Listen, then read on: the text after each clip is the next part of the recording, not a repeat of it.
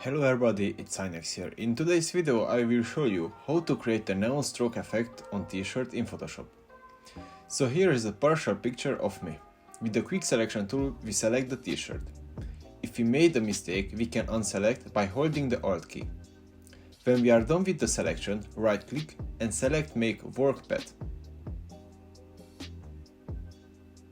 Select the pen tool, make a new layer, right click and stroke path. Pay attention to select the brush tool.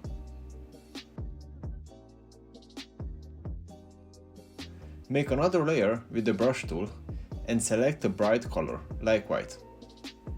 And go again stroke path with the pen tool and move this layer under the first one.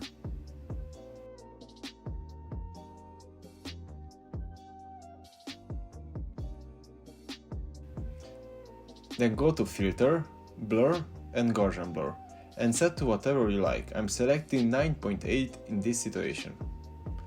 And our neon strike effect is done. If you found this video helpful, don't forget to like the video and subscribe to my channel.